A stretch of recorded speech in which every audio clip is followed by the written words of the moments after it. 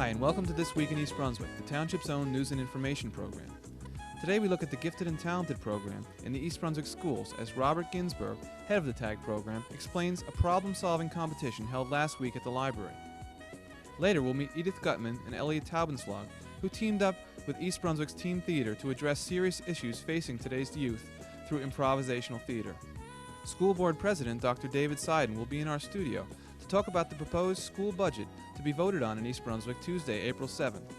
Then, librarian Kathy O'Rourke will explain last Sunday's baking contest, held at the library in honor of its 20th anniversary. Our regular features will include health facts with Terry Maines of the Middlesex County Health Department on controlling hypertension and Consumer Aware with information from Adrian Eisner on missing children. There was no Township Council meeting this week. Next week on Channel 8 begins Monday at 10 a.m. with Lenore Kulick's Look Great, Feel Great, this week featuring weight walking and other exercises. Next at 10:30, Target looks at Middlesex County's mental health clinic with host Paula Durant and her guest David Halverson. Tuesday at 7 p.m., In Print, features author Dennis Smith. Followed at 7:30 by part 2 of a Let's Talk Health special discussion on the Baby M controversy. At 8 p.m., a recast of You and Your Money, a live phone-in which may answer your last-minute questions about your 1986 tax returns. Wednesday at 3 p.m., it's Stories from the Library, and at 7:30, Spotlight in Education maps American history with Social Studies Supervisor Robert Flood. Watch for us again next Thursday at 7 and 8 for an all-new This Week in East Brunswick, and remember to check Channel 8's program listing for additional showings for all our programs. Now here's Robert Ginsberg with information about the T.A.G program's problem-solving competition. Held last Friday at the library, it pitted East Brunswick and New Brunswick 6th and 7th graders in a contest of wits. For several years, East Brunswick's Gifted and Talented program has held events called think tanks here at the library, where we have youngsters from various schools coming together in problem solving and other kinds of activities. And this year we thought it would be a good idea to perhaps involve youngsters from another school system. So what we did, we invited the people from the New Brunswick Gifted and Talented program to have their youngsters come along. We thought it would be an interesting experience for our youngsters, following the model of athletic teams that play interscholastic athletic against other districts and other schools. And at the same time, we thought it would serve perhaps a good intergroup relations purpose as well. So Mrs. Fish, who's the coordinator in New Brunswick, and I got together with our teachers, and we planned a series of problem-solving activities for the youngsters. We've divided the youngsters up into 9 teams, and each team has youngsters from both East Brunswick and from New Brunswick. Each team has both boys and girls on it. And the youngsters started out with an activity without to know each other, and now they've been doing a whole series of problem-solving activities together, for which they're getting points, and at the end we'll award first, second, third place certificates to the youngsters who've done the best. One of the activities is involves balloons filled with helium. What the youngsters have got to do is to figure out how they can suspend the balloons somewhere between the ceiling and the floor and the walls, so that neither the balloon nor the string nor anything else attached to it touches any of those items. And we've gotten lots of junk that they just tie on or cut off or bend and fold and break and attach in some way to the balloon to see if they can help the balloon maintain a state of equilibrium. And the team that can have their balloon floating the longest is the winning team. In another activity, we've got the youngsters have ping pong balls that are worth various amounts of points, and receptacles that are worth various amounts of points. And the youngsters, without touching the ping pong balls directly with their hands, have to move the ping pong balls from the starting line to the various receptacles using, again, junk materials. So they've got to figure out how they can change these materials to serve a purpose that they weren't initially invented for.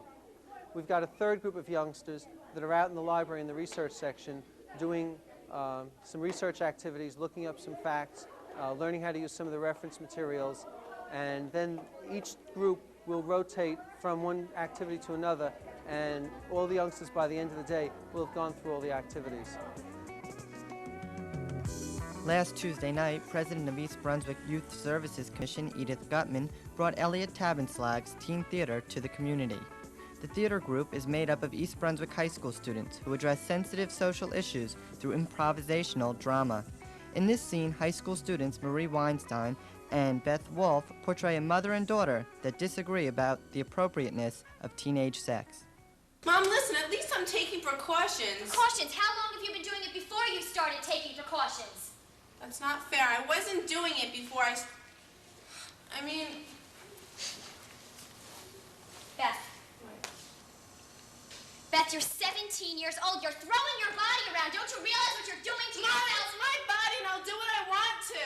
It's my life. Leave me alone, my God. And what's going to happen next week? Are you going to come in telling me that the birth controls didn't work and that you're pregnant? Or that you're getting married? Neither the mother Marnie nor the daughter Beth compromised their positions. In another scene, peer pressure at drinking parties was acted out. In this case, Alec Nemzer's character promised his father he would not drink. Well, I promised my dad that I wouldn't drink. If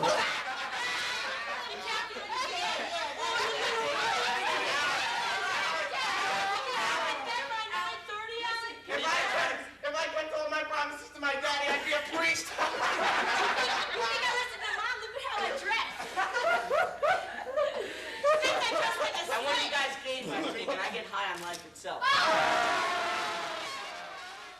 Alec kept his promise and realized these kids were never true friends. After each scene, the audience, made up of teens and parents, discussed the issues that were addressed. They don't put pressure directly on you like this, but by saying little off comments and doing things that make you feel, quote, inferior, or at least try to do that to you, that's where the pressure comes. Nobody realizes anything until someone dies, and somebody's dead, and somebody's close friend is dead, but it doesn't always do anything. For 3 weeks, 4 weeks, till the pain of that death is over, they'll be right back to drinking and driving again until they die, and that's the way it's going to be. People who are raised like that, I don't think people's parents can do anything about something like that. That is an illness. Parents asked the students if they had solutions to dealing with these conflicts. Parents are legally responsible for their children until they're 18, but these same kids at the age of 14 or 15 can go to a clinic, get birth control pills, they can go out and get drunk, they can Can smoke. I ask you a question? That same 14-year-old girl, if her mother said to her, just as I did before, no, you can't have that birth control, do you know what she's going to do? She's going to go out, she's going to have sex anyway, and she's going to get pregnant. Both the parents and teenagers seemed to learn something about each other Tuesday night. Many agreed that understanding, good communication, mutual respect, and trust were imperative to form a positive relationship between teens and their parents. Mrs. Gutman hopes this kind of programming will help establish such relationships. One of the goals of the commission is to bring forth an effort to keep teenagers out of the malls and out of areas where they might get into trouble. We think that parents of East Brunswick should be aware of some of the problems that exist, and that we have found over the past 4 or 5 years that there's a tremendous amount of apathy in the community. Our public meetings are geared to trying to break that apathy and bring all of the knowledge that we can to the fore in East Brunswick. The Catholic Charities meet the second Tuesday of every month at their office on Ruse Lane in East Brunswick. The annual school election will be held Tuesday, April 7th. Board of Education President Dr. David Seiden was in our studio to give us some information about the election and an update on the proposed school budget. The annual school election will be on Tuesday, April the 7th. Polls will be open from 2 until 9 p.m. Polling places will be the same as they were for the general election in November. However, if you have any questions about where your polling place is, please call the Board Secretary's office at 257-8300. This year, for the first time in the last 9 years, there are only 3 people running for the 3 seats on the Board of Education. Because of this, there has been relatively little publicity about this year's school election. But I want to remind you that there is still an important decision to be made on the amount of money to be raised through local taxes to support the 1987-88 school budget. The ballot will contain 2 questions. One will ask for approval of $29,439,836 to be raised for current expense, and the other will ask for approval of $584,529 to be raised for capital outlay. Approval of these amounts will result in a 1987 school tax rate of about $1.76 per $100 of assessed value. That's an increase of about 16 cents over this year. It would cost the owner of a house assessed at $100,000 about $160 more next year, compared to this year.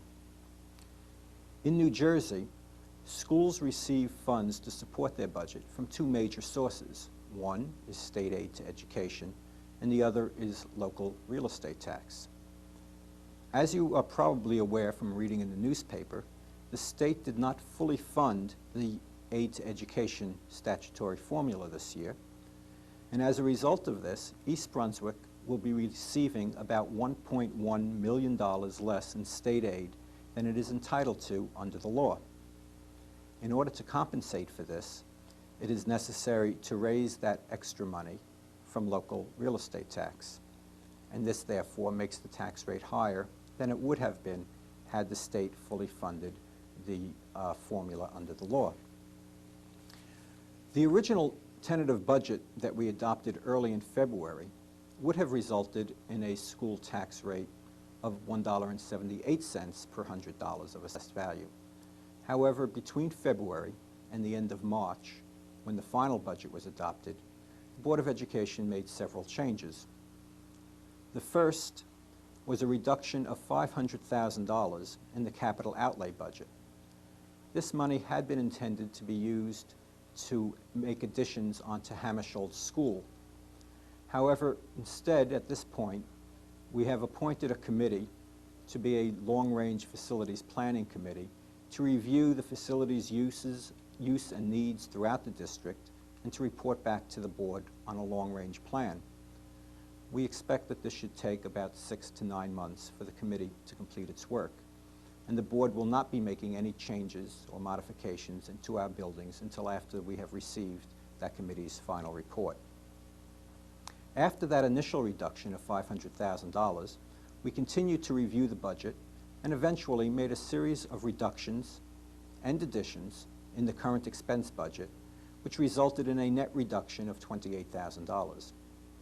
The final current expense budget is $44,713 under the state-mandated budget cap. The total final budget is 8.9% higher than the current year's. The major additions to the budget that the board made within the last several weeks included $105,500 to reinstate behind-the-wheel driver education as part of the regular curriculum in East Brunswick High School. We also added $50,000 for the purpose of buying classroom and cafeteria furniture and equipment for the Smith School Annex to Churchill School. By doing this, it will then be possible to use all of Smith School as an annex to Churchill, and thereby reduce class size and improve the flexibility in scheduling for the Churchill-Smith complex. We also added $88,000 for the purpose of hiring 4 more special education teachers to accommodate the increasing number of students who are in need of special education services. The reductions to the budget that the board made included $225,500 for a decrease of 9 1/2 staff positions and the health fringe benefits related to them. These reductions are for the most part caused by enrollment changes at the secondary schools.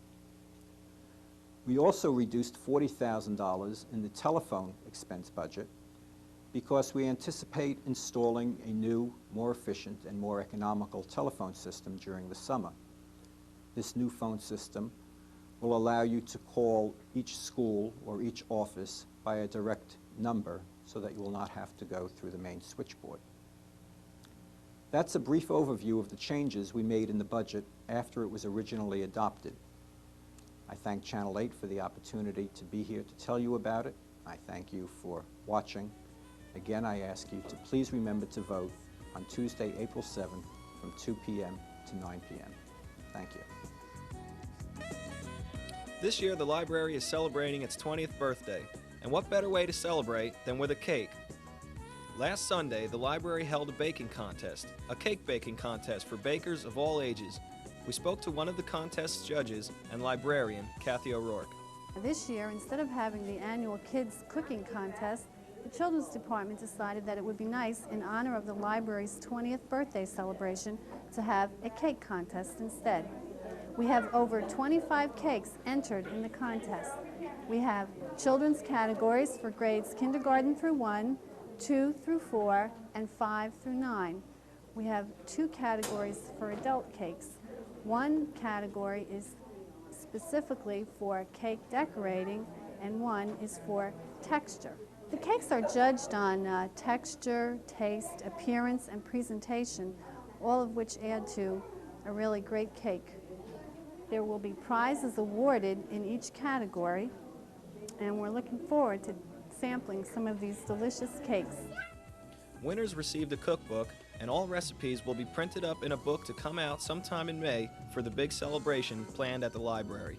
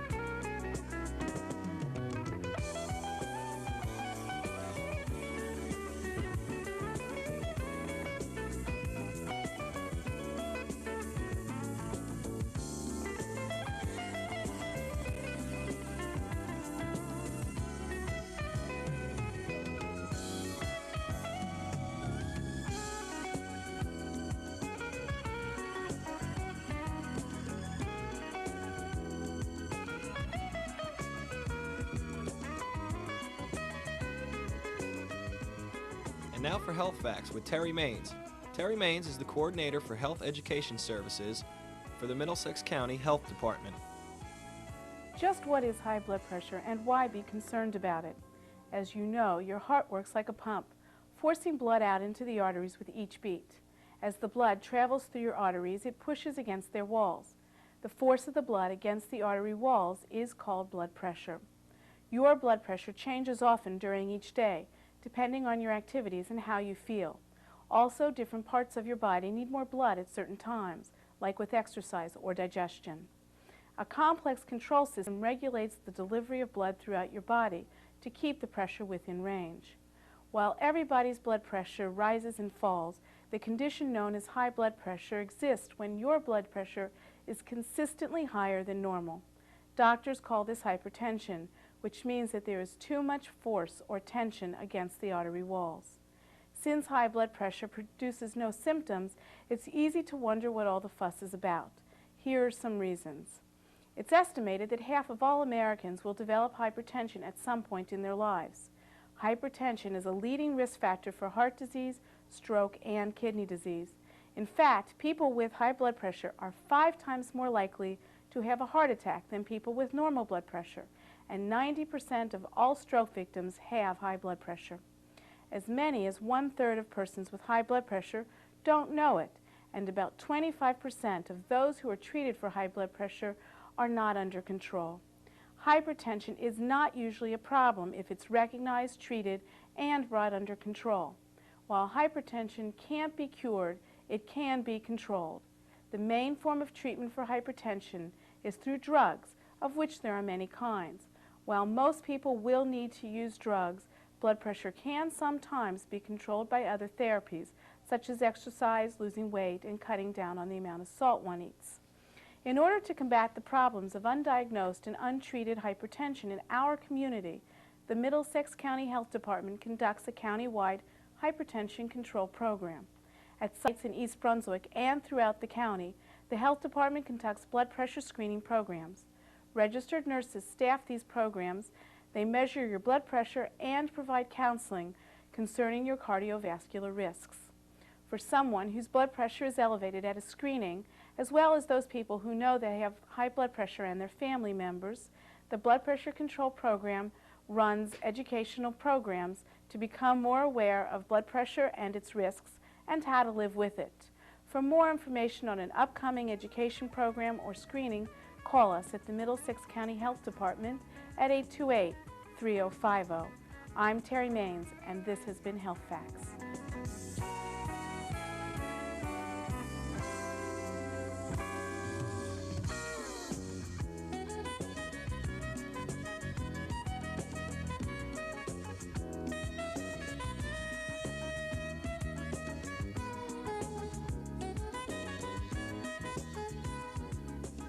Hello, and welcome to Consumer Aware. I'm Adrienne Eisner, Director of the East Brunswick Consumer Affairs Office. At the shopping center, you see large posters of missing children hanging in store windows. Later, as you unpack your groceries, you notice the picture and description of another missing child on the side of a milk carton. How can you protect your children other than not letting them out of your sight for the next 18 years? You can start by teaching your children how to avoid trouble, how to spot trouble, and what to do if trouble happens to them. It is not easy to talk to children about personal safety, and yet they need to know how to protect themselves. Some basic knowledge will increase their confidence and self-reliance. Remember that young children can't absorb a lot of information at one time, so don't present too much. Teach your children to be wary of strangers. Make sure they understand that a stranger is anyone they do not know well. Most strangers are well-meaning and not to be feared, but because children are trusting and vulnerable, they can fall for offers by adults who seem kind but are not. Here are some basic rules to teach your children about strangers. Never accept rides, candy, gifts, money, or medicine from a stranger.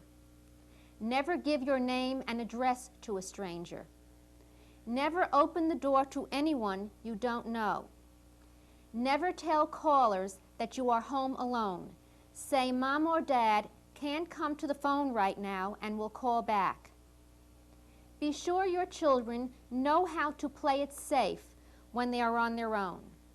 Playing in deserted areas such as the woods, a parking lot, an alley, deserted building, or new construction is dangerous and invites trouble. So have them play as close to home as possible and use the same safe route in traveling to and from school or to a friend's house. Make sure they always try to walk with friends and that they know home, stores, or other places to go when they are in trouble. Teach your children that the police are friends whose job is to protect them. Make sure they know that if a police officer cannot be located easily, they should run to seek out a trusted teacher, a neighbor, or a friend's parent when frightened or feeling endangered. Your children should know their full name, address, and telephone number. Teach them how to reach the operator and how to call long distance. If we can answer any further questions, please contact us at the East Brunswick Consumer Affairs Office. The telephone number is 390-6954. Our office is located in the municipal building, and we are open Monday through Friday from 9 a.m. until 5 p.m. Thank you for joining me on Consumer Aware. Hope I'll see you again next time.